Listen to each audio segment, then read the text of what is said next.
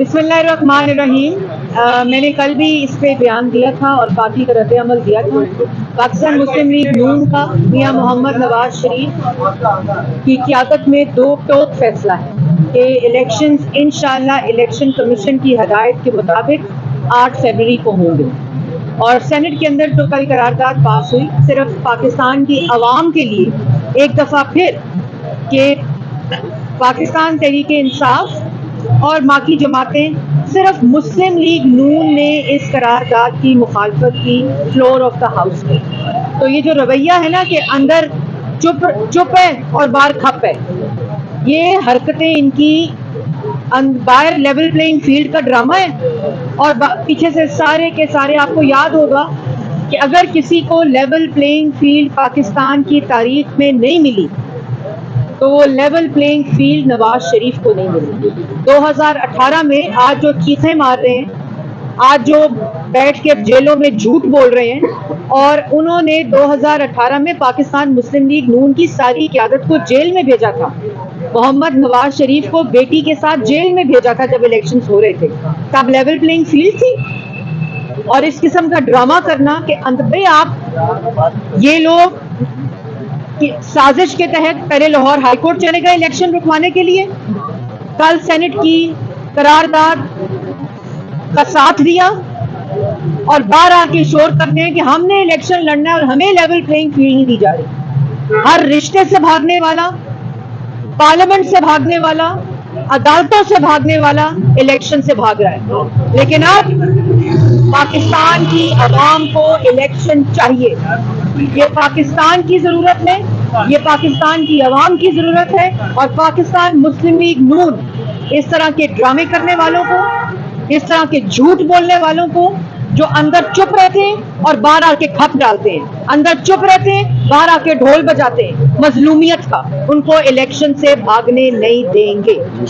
हमारी तैयारी पूरी है, पार्लियामेंट्री बोर्ड्स की कार्रवाई खत्म हो चुकी है, हमारी टिकट अवार्डिंग का सिलसिला शुरू हो चुका है और कैंडिडेट्स की अनाउंसमेंट्स बलूचिस्तान की हो गई है। वाहिद जमात है 22 दिन पर मुश्तमिल पार्लियामेंट्री बोर्ड ने 2500 से ज्यादा लोगों को इंटरव्यू किया है। मियां मोहम्मद नवाज शरीफ और शहबाज शरीफ और पार्लियामेंट्री बोर्ड ने, किसी जमात ने किया?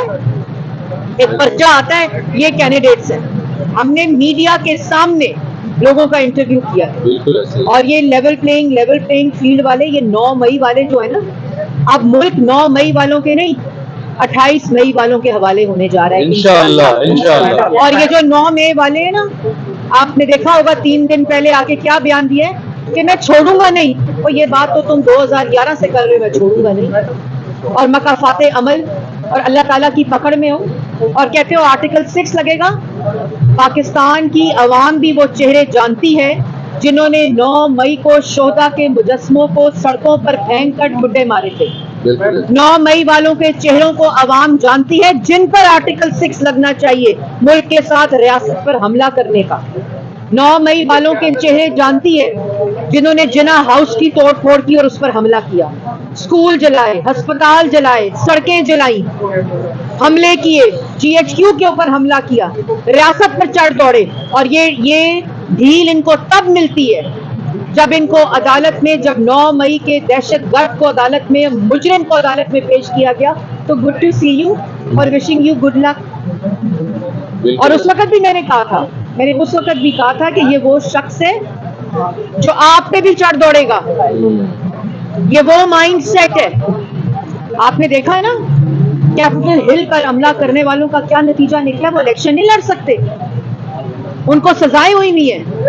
इधर 9 मई के दिन 9 मई को आप पूरे मुल्क को जला दो, हुक्म दो कि जलाओ, बाद में कह दो मेरे कारकुनों ने किया था, आप बेचारे तारीखें भुगत रहे हैं। ओ भाई ओन अप करो।